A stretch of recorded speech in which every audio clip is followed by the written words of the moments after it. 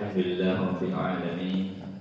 Asyhadu an la ilaha illallah wahdahu la syarika lah wa asyhadu anna Muhammadan abduhu wa rasuluh sallallahu alaihi wa ala alihi wa ashabihi wa man tabi'ahum bi ihsanin ila yaumil qiyamah. Amma ba'du.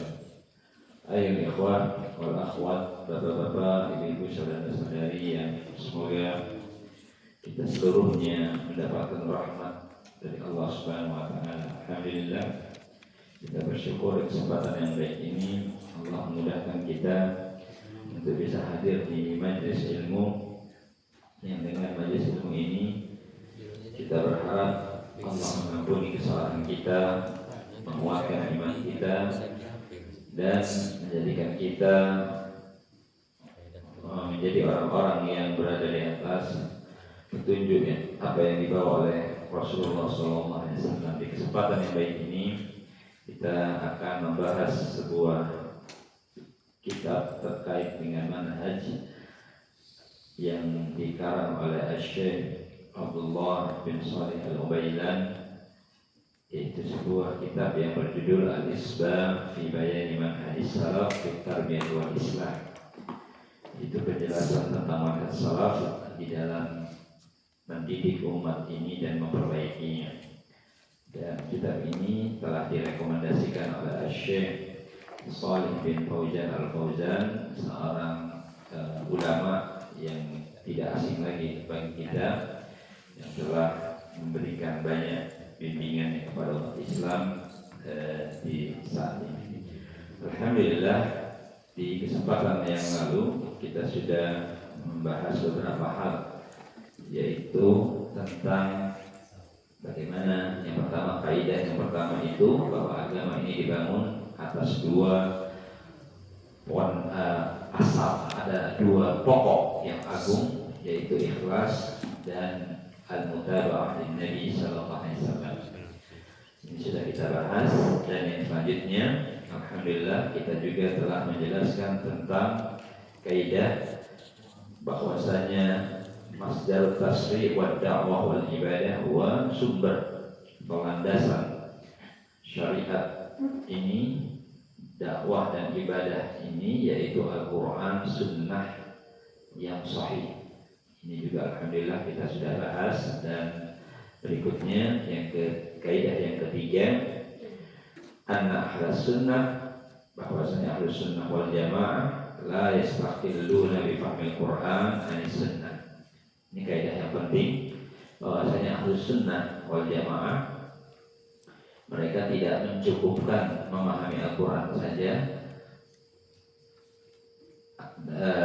tidak dengan sunnah.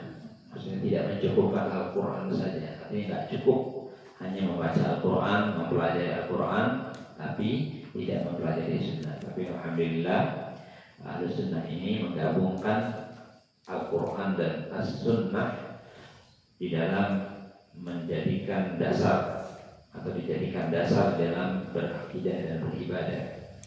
Kemudian kita lanjut kepada kaidah yang keempat, annahum la yastaqilluna bi fahmil kitab wa sunnah an fahmi salafus salih. Mereka juga tidak mencukupkan memahami kitab dan sunnah saja tanpa memahami atau tanpa sesuai dengan salaf as-salih. Jadi mereka tidak mencukupkan sekedar paham Al-Quran dan sunnah tanpa menjadikan pemahaman salafus salih sebagai landasan. Jadi mereka menggabungkan itu, jadi paham Al-Quran dan sunnah sesuai pemahaman salafus salih. Dalilnya sudah kita sebutkan juga, yaitu surat An-Nisa ayat 115. Ya, begitu juga dalil bahwa para salafus salih dari kalangan para sahabat, mereka di atas petunjuk, yaitu surat At-Taubah ayat 100. Ini juga sudah kita bahas. Ya, wasabiquna al-awwaluna minal muhajirin wal ansar walladzina tabauhum bi ihsan.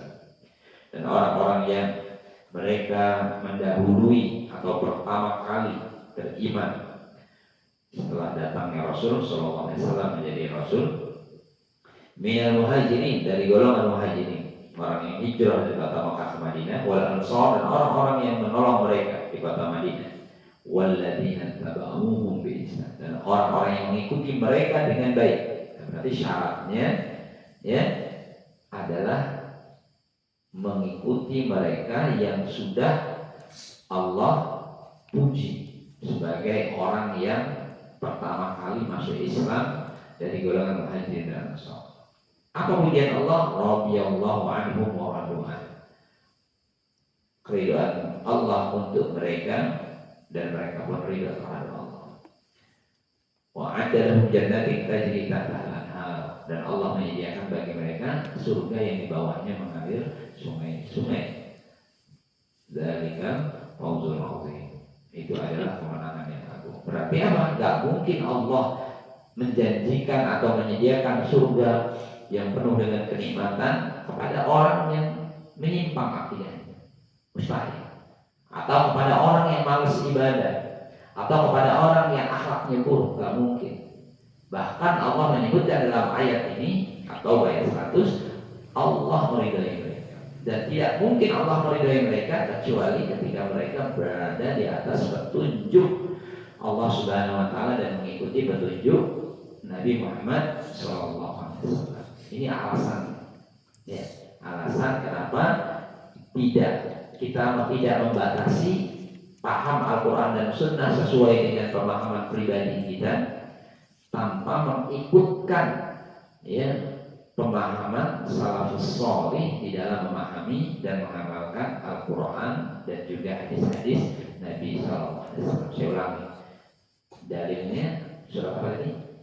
At-Taubah ayat 100.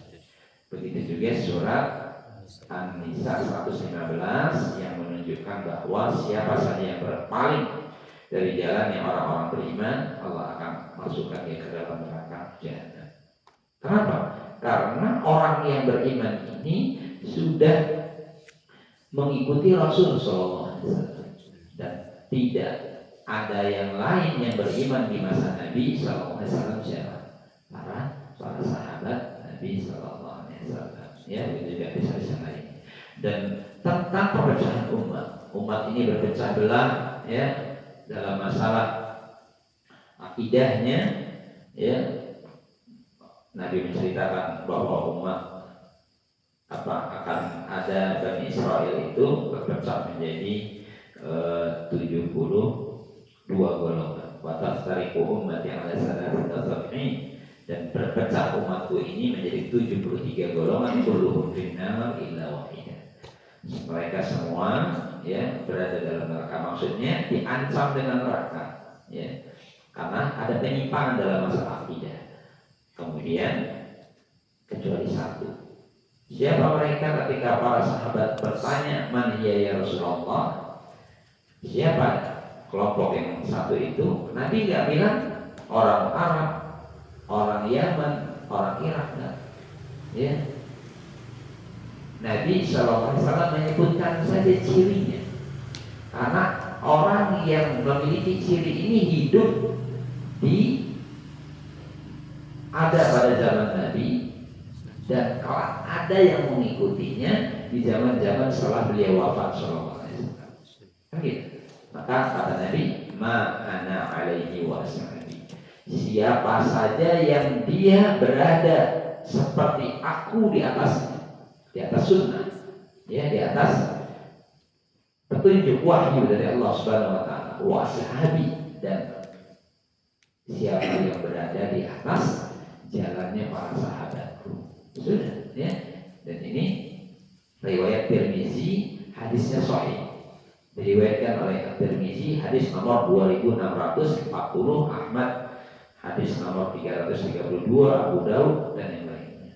Masya Allah. Berarti ini benar-benar dinukil dari Nabi Sallallahu Alaihi Wasallam tentang ciri atau sifat orang-orang yang dijanjikan dengan keselamatan, yaitu tidak terpecah dari golongan yang Nabi Sallallahu Alaihi Wasallam di atasnya, yaitu Islam.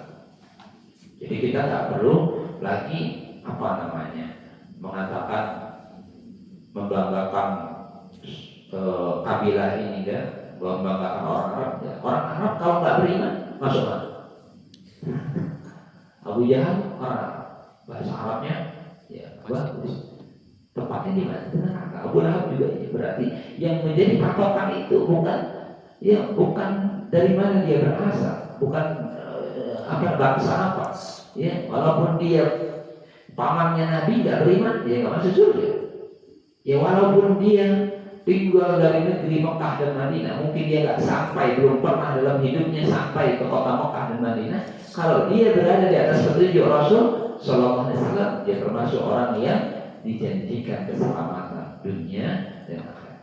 Nah, ini ya, karena kan ada orang yang berlebihan dengan bangsamu, kalau bangsa ini akan begini, atau kalau turunan Nabi akan begini. Nah, ya ini termasuk sesuatu yang tidak disyariatkan, ya berhulu berlebihan dalam sesuatu yang Nabi Sallallahu Alaihi Wasallam tidak menyebutkannya. Nah, begitu juga Nabi Sallallahu Alaihi Wasallam mengingatkan tentang hadis Irbad bin Sariyah ya radhiyallahu anhu, yaitu ketika beliau memberi nasihat kepada para sahabat, alaikum bisunnati, wajib bagi kalian mengikuti sunnahku, wa sunnatil khulafa'ir rasyidin, dan sunnah orang-orang yang atau para khalifah yang mendapat petunjuk. Ya, khalifah setelah Nabi wafat sudah diakui oleh seluruh umat Islam kecuali Syiah. Siapa? Abu Bakar. Setelah Abu Bakar wafat digantikan oleh Umar. Setelah Umar wafat digantikan oleh Utsman bin Affan. Kemudian Ali bin Abi Thalib radhiyallahu anhu. Jadi ya sudah, berarti memang khalifah-khalifah ini ya mereka berada di atas sunnah Nabi sallallahu alaihi wasallam. Adu 'alaiha bin nawajid. Gigit sunnah tersebut dengan gigi geraham. Gigi geraham ini paling ujung. Ya, kalau menggigit tulang, hancurnya pakai gigi geraham. Ya, kuatnya pakai gigi geraham. Berarti Nabi SAW tidak membatasi sunnah beliau dengan sunnahnya para khulafaur rasyidin, karena gigit sunnah itu. Di penggalan kedua ini disebut adu 'alaiha. Enggak lagi 'alaihima. Keduanya enggak. Nabi menyebut dia sunnah. Jadi sudah satu paket sunnah. Wa iyyakum muhdatsatil umur, dan jauhilah perkara-perkara yang baru, fa inna kulla bid'atin dalalah, karena setiap yang bid'ah itu adalah kesesatan. Dan ini menunjukkan bahwasanya ya sunnah para sahabat yang mereka berkumpul di atas kebenaran itu harus diikuti berdasarkan hadis. Kalau ada yang mengatakan kan para sahabat nggak masuk, betul, pribadi-pribadinya nggak masuk, karena ada yang sempurna, ya kecuali Nabi dan Rasul yang terjaga dari kesalahan. Tetapi ketika mereka berkumpul, mereka nggak mungkin buat kesepakatan batil, ya nggak mungkin. Ya, ini menunjukkan bahwasanya ijma'nya mereka, berkumpulnya mereka di atas satu urusan itu di atas kebenaran. Berkumpul di dalam melakukan atau meninggalkan.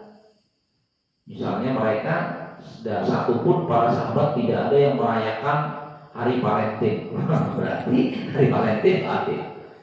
Nggak ada satupun yang merayakan misalnya ulang tahun, baik ulang tahunnya Nabi ataupun ulang tahunnya para sahabat. Berarti berkumpulnya mereka meninggalkan atau bersepakatnya mereka meninggalkan sesuatu itu menunjukkan al-haq, benar. Amin. Atau ketika mereka bersepakat untuk menulis mushaf Al-Quran, diperbanyak jumlahnya kemudian dibagi ke berbagai negeri. Walaupun di zaman Nabi SAW belum dilakukan, tetapi ketika mereka bersepakat dan kesepakatan mereka itu disebabkan ilmu mereka yang mendalam, bagaimana Nabi SAW ketika turunnya wahyu-wahyu itu, ya ada yang diperintah nulis di atas daun, ya pelepah kurma, ya di batu, atau mereka disuruh menulisnya. Ini menunjukkan dalil ketika sudah sempurna penurunan ayat Al-Quran, nggak lagi turun, ya sudah saatnya untuk disatukan sehingga bisa lebih mudah dibaca oleh kaum muslimin yang sudah menyebar ke berbagai negeri, sudah menyebar ke Syam, ya, ada ke Irak, ya, ke Yaman, ya, ke ke Mesir, yang tentunya butuh untuk mereka membaca Al-Quran dari satu mushaf, sehingga disebut sampai di masanya Utsman bin Affan ada mushaf Utsmani, disamakan agar mudah untuk dibaca dan dipelajari. Nah, ini namanya sunnahnya para khulafaur rasyidin. Nah, kemudian kita lanjutkan, berkata Al-Auza'i, ya, seorang ulama, isbir nafsaka ala sunnah, bersabarlah kau di atas sunnah, waqif haitsu waqafal qaum, berhentilah di mana mereka berhenti, maksudnya para sahabat. Waqul bima qalu, ucapkan apa yang mereka ucapkan. Wa kuffa bima kufu anhu, tahan yang mereka menahan diri. Jadi kalau mereka nggak bahas, nggak usah dibahas, berarti nggak terlalu penting dibahas. Sekarang ini ada orang bahas, semua dibahas. Ya, dulu para sahabat ketika Nabi SAW bersabda, Ar-Rahmanu 'alal 'arsy istawa, Allah bersemayam di atas arsy. Toha ini. Apakah para sahabat ada yang nanya, gimana caranya? Bagaimana bentuknya? Nggak ada. Tapi sekarang orang membahas, sehingga mereka berpendapat, ya nggak mungkin lah Allah bersemayam di atas arsy, berarti Allah butuh arsy. Padahal para sahabat nggak pernah bahas itu, karena makhluk ya sudah diketahui bahwa Allah nggak butuh makhluknya. Walam yakul lahu kufuwan ahad. Kalau kita duduk di atas kursi, butuh kursi. Kalau Allah, ya, tidak butuh kepada makhluknya, ya. Ini informasi dari Allah Subhanahu wa taala yang harus kita yakini, tidak perlu kita sibuk nanya. Dulu ketika Muawiyah bin Hakam, ya, menempeleng budaknya karena ada kambing yang dimakan serigala lemah si budak wanita ini, ya, maka kata Nabi SAW, coba sini budaknya, perempuan itu ditanya, ya, man anta Rasulullah. Kita katakan, aina Allah, di mana Allah? Hadis Bukhari. Katanya Allah di sana, Allah di atas langit. Selesai. Nabi nggak bilang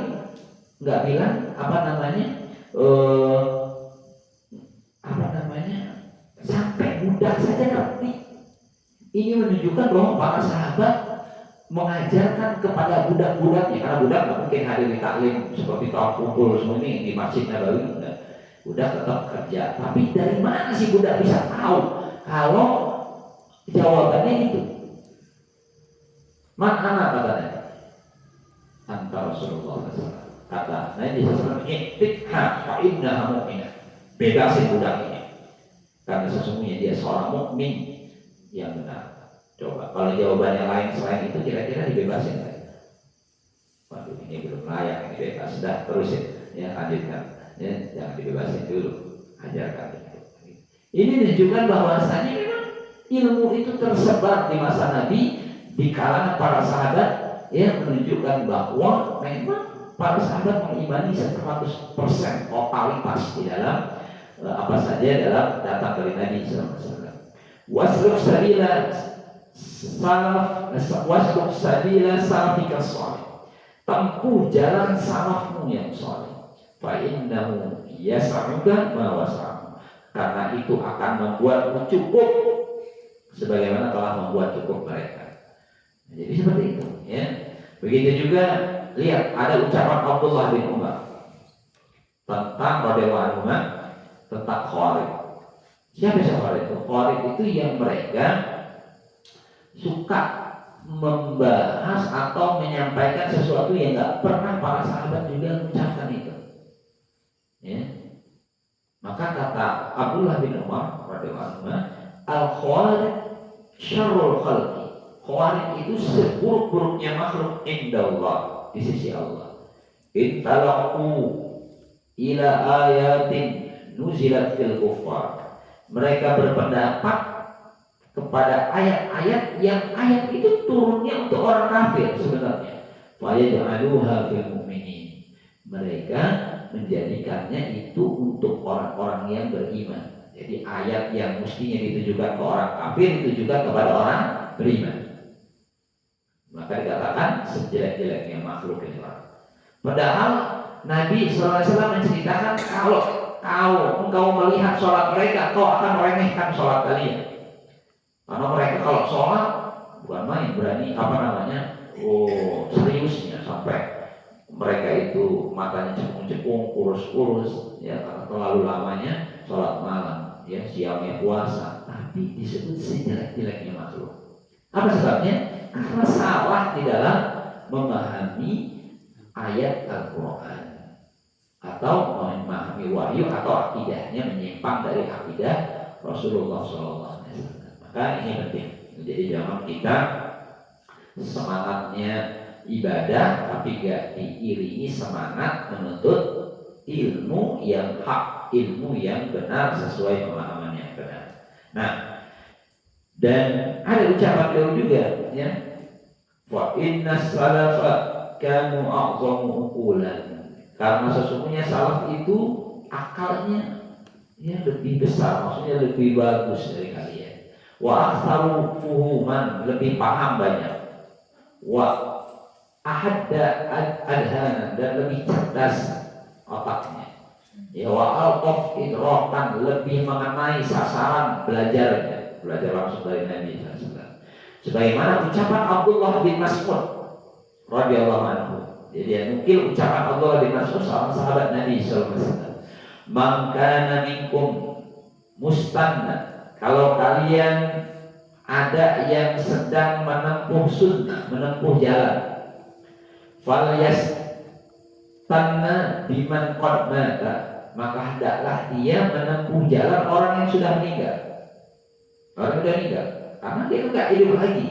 Enggak, artinya dia kalau di atas petunjuk selesai. Di atas petunjuk dia enggak akan kena fitnah lagi karena hidupnya sudah enggak ada. Tapi kalau kita hidupin niru orang yang masih hidup, bisa jadi di akhir ayatnya dia nyimpang, bisa jadi kan gitu. Fa innal hayya la tu'man alaihi al-fitnah. Karena orang yang hidup itu enggak aman dari fitnah. Ulaika ashabu Muhammad, ini mereka itu para sahabatnya Nabi Muhammad. Abarru hadhil ummah quluban. Padahal Abdullah bin Mas'ud ini juga sahabatnya Nabi Muhammad sallallahu alaihi wasallam. Mereka itu adalah orang yang paling bagus, paling baik hatinya. Wa a'maquha ilman, paling dalam ilmunya.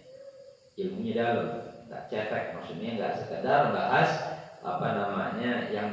yang dangkal, tapi dia dalam ngerti, ya, seluk-beluk ayat itu turun.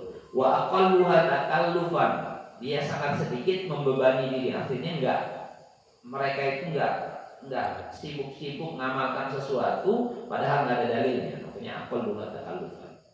Qaumun ikhtarahumullahu li suhbati nabi, sebuah kaum yang Allah memilihkan mereka untuk menemani nabinya, memilih mereka jadi menemani nabinya. Wa iqamati dini, dan menegakkan agamanya. Jadi kita ini berpikir, kenapa kita hidup di zaman ini, hidup di negeri atau bukan ya hidup di daerah ini, ya karena kalau kita mungkin ruh-ruhnya itu baik seperti ruhnya para sahabat, mungkin kita dihidupkan di masa sahabat sehingga kita menjadi pembela penolong Nabi SAW di dalam menghadapi orang kafir. Tapi karena kita ini, ya Allah tahu kita ini ruhnya ya tidak sebaik mereka, maka hidupnya di zaman sekarang, di zaman yang penuh fitnah, yang zamannya yang nggak jauh dari masa kenabian. Wa fa'rifu lahum haqqahum, maka ketahuilah hak mereka, ya, maksudnya ketahuilah hak-hak mereka yang harus kita tunaikan untuk mereka. Wa tamassaku bihadihim, dan berpegang teguhlah dengan hidayah mereka, fa innahum kanu ala al-huda al-mustaqim, karena mereka itu di atas petunjuk yang lurus, ya, disebutkan oleh Ibnu Abdul Bar dalam tafsirnya Jami' Bayan Ibnu Fadli. Ya. Seperti itu. Nah, maka nas-nas ya dari Nabi Shallallahu Alaihi Wasallam, dalil-dalil dari Nabi atau hadis-hadis dari Nabi itu ya yang menjelaskan sebaik-baik masa itu adalah masa ketika beliau diutus di tengah umat manusia, kemudian setelahnya. Ini menunjukkan bahwasanya ya mereka ini berhak untuk diikuti ya. Nasi komik maladina yarunahum. Jadi seperti itu. Jadi kita tidak ikut-ikutan, ada landasannya di dalam mengikuti salafus saleh. Jadi apa salafus saleh? Saya ulang lagi, salaf itu terdahulu, bukan sekarang. Kalau kita ini orang dari sisi masanya khalaf belakangan, ya di sisi masanya. Tapi kalau kita mengikuti jejak mereka, keyakinannya, ideologinya, metode di dalam memahami Al-Quran dan Sunnahnya, maka itu yang disebut mengikuti manhaj jalan orang-orang yang lalu. Yang lalunya yang bukan yang Abu Jahal, tapi siapa? Yang solihnya. Maka disebut salaf tapi solih, jadi salafus solih. Kalau salaf tapi tolik siapa? Ya Abu Jahal, Abu Lahab. Salaf tapi nyimpang, maksudnya orang dari sisi masanya dia hidup di masa Nabi, orang lama, orang lalu, cuma nyimpang, maka nggak disebut salafus solih. Itu mudah sebenarnya memahaminya. Ya, jadi jangan bingung ya. Salaf, kamu kan orang sekarang, masa kamu orang salaf? Iya, bukan begitu, hidupnya sekarang, tapi sedang mengikuti jejaknya orang yang lalu. Makanya disebut mengikuti manhaj jalan salaf yang solih, disebut salafus solih. Begitu, ya sederhana sebenarnya maknanya. Yang berkata Syekh juga wa ada fil hafi ala ittiba'i manhaj salaf. Ya, ini menunjukkan anjuran untuk mengikuti manhaj salaf, ya. Ba'da ittiba'i Alkitab dan Sunnah. Setelah mengittiba kepada Alkitab dan Sunnah, setelah ittiba, artinya kita nggak taklid buta juga kita. Kenapa? Karena ada landasannya Al-Quran dan Sunnah. Ya, ketika mengikuti mereka juga yang mengikuti Al-Quran dan Sunnah. Ya, seperti itu. Maka orang yang memulai mereka dari kalangan umat Islam awal setelah Nabi SAW diutus, Nabi Muhammad SAW diutus itu adalah Muhajirin dan Ansar. Ya, dan setelah itu baru ya setelah Nabi wafat Sallallahu Alaihi Wasallam kemudian ada Khulafaur Rasyidun. Ya, tadi kita sudah sebutkan. Mana dalilnya? Ya dalilnya tadi surat At-Taubah ayat 100. Muhajirin dan Ansar disebut dan orang yang mengikuti mereka dengan baik. Mengikuti ya orang yang Muhajirin dan Ansar. Ya, Muhajirin salah satunya Abu Bakar, Umar, Utsman, ya, dan seterusnya, Ali dan orang-orang yang berada di kota Makkah. Yang Ansar ya, Abu Musa Al-Asy'ari ya, dan yang lain. Ya. Nah, li'annahum ittaba'u al-kitab wa sunnah, karena mereka mengikuti kitab dan sunnah, dan Muhajirin dan Ansar yang sudah mengikuti Al-Quran dan Sunnah, ini menunjukkan bukti bahwa dari Allah, persaksian dari Allah untuk Muhajirin dan Ansar bahwa mereka di atas hak. Ya, seperti itu. Jadi sebenarnya mudah memahaminya. Dan ketika Nabi SAW menyebutkan tentang kelompok yang selamat, apa kata beliau? Hum man kana ala nisbi. Mereka adalah orang yang hidupnya semisal aku alaihi. Jadi disebutkan metode hidupnya, metode akidahnya. Ya, Nabi nggak pakai jimat. Sekarang yang pakai jimat di atas sunnah atau enggak? Ya enggak, kalau Nabinya melarang.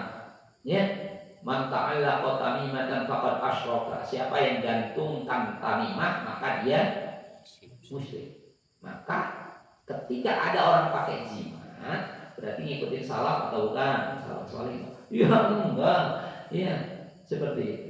Ketika ada orang yang tanya kepada tukang ramal, ya apapun dia gelarnya, mau dipanggil gelar apapun, selama dia meramal atau selama dia itu berprofesi sebagai dukun, dia berarti bukan di atas petunjuk Nabi SAW. Iya. Sebutkan dalam satu hadis Nabi SAW bersabda, man ata arrafan, siapa yang mendatangi tukang ramal, fasa'alahu an syai'in, kemudian dia bertanya tentang sesuatu, fasaddaqahu, kemudian dia membenarkannya, ya, lam tuqbal lahu salatun arba'ina yawman, tidak diterima sholatnya selama 40 hari. Ya, tidak diterima. Berarti capek-capek dan diberi pahala. Ya, ada lagi hadis lainnya, faqad kafara bima unzila ala Muhammad sallallahu alaihi wasallam. Telah kafir terhadap apa yang diturunkan kepada Nabi Muhammad sallallahu alaihi wasallam. Masya Allah. Ya, antara itu berarti sudah tidak diterima, puncaknya dia bisa murtad. Berarti yang mengikuti ya hidupnya Nabi SAW ya dan malah meninggalkan apa yang dilarang Nabi SAW, itu sudah termasuk hadis ini. Man kana ala misli ma ana alaihi al-yawm wa ashabi, dan para sahabat. Nah, ya tadi sudah sebutkan hadis ini. Maka di sini disebutkan penyebutan sahabat di dalam hadis ini. Ya, kenapa? Karena mereka di atas manhaj yang lurus. Ya, karena mereka lebih paham dari kita, lebih akrab minna ila ma'rifatil kitab wa sunnah. Ini saya bicara seperti itu ya, lebih dekat kepada ya pemahaman Alkitab dan Sunnah, lebih dekat karena mereka mendengar langsung praktek dari Nabi SAW, cara ibadahnya, mendengar langsung Nabi melarang berbagai macam hal-hal yang mengandung kesyirikan, mengandung dosa dan seterusnya. Li'annahum talaqaw, karena mereka telah menjumpai, talaqi, langsung ketemu, mendapatkan ilmu an Rasulullah SAW. Ya, antum kalau belajar online dengan ketemu ustaznya langsung atau mana? Online, alhamdulillah saya online sudah ada staff. Tapi kadang tidur satu ustaznya tetap ngomong hanya tidur. Antum lihat di TV, ya, berapa banyak ustaz yang ada tiap hari di TV. Paling nonton 15 menit pertama, sisanya ya kalau nggak tidur ya ada tamu di situ, apa ada HP berdering selesai. Gitu. Ya, tapi kalau kajian ya tentunya beda ya. Ada kebersamaan di dalam satu tempat yang akan berpengaruh kepada jiwa. Ya, dan ini didapati oleh para diraih oleh para sahabat Nabi SAW. Wajahadu ma'am, dan beliau atau para sahabat itu berjihad bersama Nabi SAW. Washahadu at-tanzil, mereka menyaksikan bagaimana ayat demi ayat turun. Ya, sebab-sebab turunnya mereka tahu, alasannya kenapa. Ya, jadi seperti itu. Nah, kalau kita kan enggak. Ya, kita tahunya Al-Quran sudah 30 juz. Ya, bacanya selesainya kalau Ramadan. Waduh, ya makin susah aja dia. Ya, sudah nggak bisa bahasa Arab, selesainya cuma Ramadan sekali. Udah itu dia pengen ya berada di atas al-haq ya, dan menganggap dirinya sudah menguasai atau sudah menjadi orang yang sudah sempurna atau sudah banyak ilmunya. Ya, sangat jauh dengan para sahabat yang mereka menyaksikan satu ayat demi ayat turun kepada mereka. Wa'arafu at-ta'wil, mereka mengenal makna ya penjelasan daripada ayat-ayat tersebut. Iya, mereka mengetahuinya. Ya, bagaimana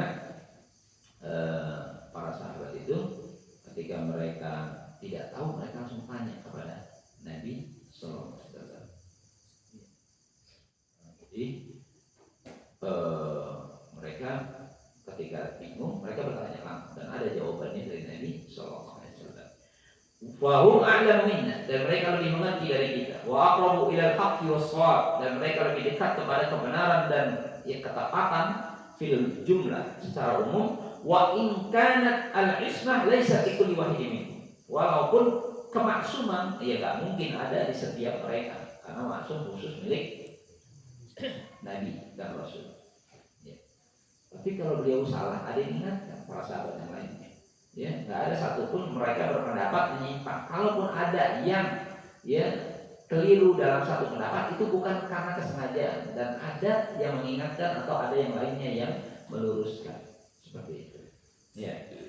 Walakin al-ismah di jami'in, tetapi ismah kemaksuman itu ada pada keseluruhan atau ketika mereka berkumpul. Nggak ada satupun mereka yang bersepakat melakukan perbuatan dosa. Kalau zaman sekarang ada kelompok umat Islam kumpul di satu tempat melakukan sesuatu yang menyelisih sunnah. Ada nggak? Banyak ada. Oh banyak. Tapi kalau mereka nggak ada mereka berkumpul mengadakan sesuatu yang nggak pernah dicontohkan oleh Nabi SAW atau Sallallahu Alaihi Wasallam, atau mereka menyelisih beliau Sallallahu Alaihi Wasallam secara bersama-sama. Nah, walau akhta walaupun kadang ada salah seorang mereka melakukan kesalahan. Nggak ada yang sempurna, betul. Ya. Fa innahu an ijtihadi ma'jurun alaihi wa musabun alaihi. Sedangkan dalam masalah ijtihad berpendapat mereka dapat pahala. Ya, dalam masalah berpendapat ternyata pahala benar dapat 2 pahala, kalau salah dapat 1 pahala karena dia sudah berusaha mencari kebenaran walaupun keliru. Ya. Wala yanqus dzalika min fadlihi, dan tidak mengurangi kedudukan mereka. Wa makanatihi indallah, di sisi Allah. Ma'anna khata'ahum qalil. Ya, dan kesalahan mereka itu sedikit. Kalaupun ada 1-2 sahabat yang salah, nggak banyak. Ya. Alhamdulillah. Wa Nabi SAW asna 'ala al-quruni al-mufaddalah, dan Nabi SAW memuji masa mereka yang utama ini dengan hadis khairun nasi qarni, khairun nasi qarni, sebaik-baik adalah pada masaku, tsumma alladziina yalunahum, tsumma alladziina yalunahum. Sebaik-baik manusia adalah hidup yang pada masaku, kemudian setelahnya. Disebutkan orang ini 3 generasi: sahabat, tabi'in, dan tabi'in. Ya, 3 generasi ini kalau rata-rata umurnya 60 tahun, berarti berapa ya? Ya sekitar 200-an tahun. Ya, masa ke masa. Ya, betul. Iya. Nah, Imam Syafi'i itu lahir tahun berapa? 150 Hijriah. Meninggal tahun 204 Hijriah. Berarti hidup beliau lahir di masa ke masa, walaupun dia bukan tabi'in, bukan juga tabi'in. Karena tabi'in itu yang melihat sahabat, tabi'in yang melihat tabi'in. Jadi, ya. Nah, kemudian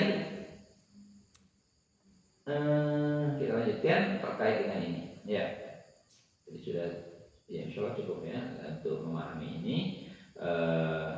Ketika Allah Subhanahu Wa Taala memerintahkan kita ya untuk setiap ada permasalahan kita kembalikan kepada Al-Quran dan As-Sunnah, ya, surat An-Nisa ayat 59. Maka ini menunjukkan ketika kita ada perbedaan pendapat, yang bilang ini boleh, ini nggak boleh, yang bilang ini baik, yang buruk, ini sunnah, ini bukan sunnah, ya, maka kembalikan kepada beliau, ya, bukan hanya kembalikan dalam masalah 1-2 perkara, semuanya. Ya, ketika beliau sallallahu alaihi wasallam memuji para sahabatnya, maka para sahabatnya juga menjadi standar untuk mengukur kebenaran itu di pihak yang mana. Misalnya para sahabat tak pernah merayakan ulang tahun Nabi, berarti yang merayakan atau yang tidak merayakan yang benar, yang lebih dekat kepada kebenaran.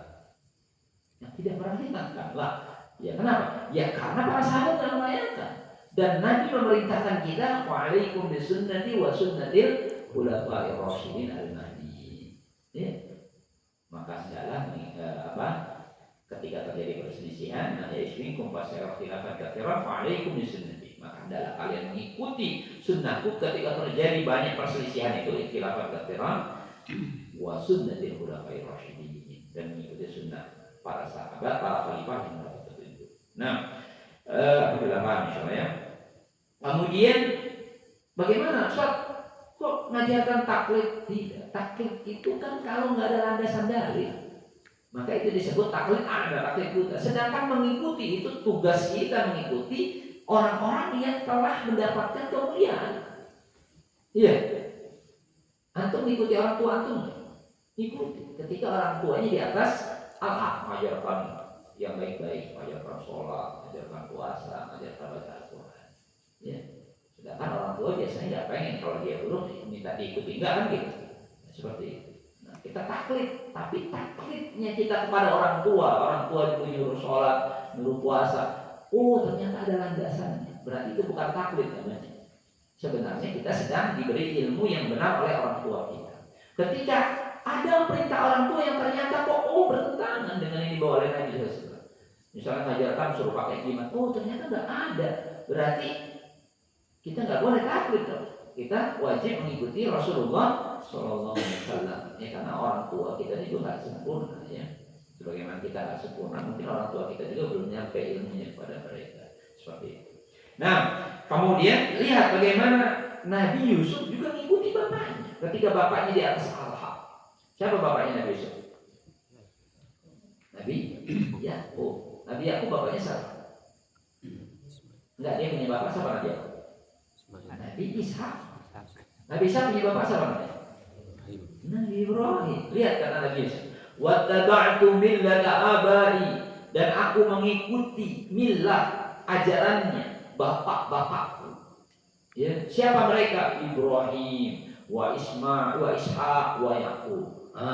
Nabi Yusuf menyebutkan nama bapak-bapaknya yang memang seorang mereka para nabi dan rasul. Ya. Maka Nabi Yusuf kata dia, aku mengikuti. Kenapa? Karena dia sedang mengikuti orang yang memiliki keutamaan, yaitu para nabi dan rasul. Dan Allah pun ya membenarkan ucapan Nabi Yusuf ini karena sedang mengikuti nenek moyang atau orang-orang tua yang berada di atas petunjuk. Bapaknya nabi, bapaknya lagi nabi, kakeknya lagi nabi. Ya berarti ya, boleh dong mengikuti yang orang berlalu. Nah, tapi Allah mencela siapapun yang mengikuti orang-orang tua yang menyimpang. Iya, lihat bagaimana Allah menyebutkan tentang orang-orang musyrik Makkah waktu itu, yang mereka Abu Thalib nggak mau mengikuti Nabi SAW karena khawatir dicela oleh kaumnya karena menyelisihi bapaknya. Siapa bapaknya Abu Thalib? Abdul Muttalib, yang mereka juga masih menyembah berhala. Ya, apa kata Allah SWT? Bagaimana Allah berfirman? Wa idza qila lahum, apabila dikatakan kepada mereka, ittabi'u, ikutilah ma anzalallahu, apa yang Allah turunkan. Kalau orang-orang musyrik maka akan mengatakan bal, atau bukan orang Yahudi Nasrani ikuti, bal nattabi'u ma alfaina alaihi abana, bahkan kami hanya mengikuti apa yang telah berlalu, apa yang telah diamalkan oleh bapak-bapak kami, nenek moyang kami saja. Maka Allah membalas, awalau kana aba'uhum la yaqiluna syai'an wa la yahtadun, apakah kalian akan mengikuti mereka juga ya ketika mereka tidak berpikir atau tidak di atas akal yang benar dan tidak di atas petunjuk. Al-Baqarah 170. Ya, Allah mencela mereka. Kenapa? Karena orang yang keliru kok diikuti, orang yang tidak di atas petunjuk kok diikuti. Maka di sini menunjukkan bahwasanya mengikuti orang yang berada di atas Alkitab, Al-Quran dan Sunnah kita ikuti, maka itu menunjukkan pujian atau tidak dicela. Dikit-dikit salah, dikit-dikit salah. Ya, kita ini ada landasannya, ada yang telah mendahului hidup sebelum kita, yaitu salafus saleh yang mereka ya pendapat-pendapatnya dinukil oleh ulama-ulama di dalam kitab-kitab mereka dan ada sanadnya sampai ke sahabat tersebut. Maka dilarang mengikuti mereka, padahal larangan itu hanya untuk mengikuti orang-orang yang tidak memiliki ilmu dan tidak di atas petunjuk. Nah, bisa pahami ya? Ada dulu ya? Ada dulu atau lanjut? Cukup. Ada dulu, lanjut sebentar.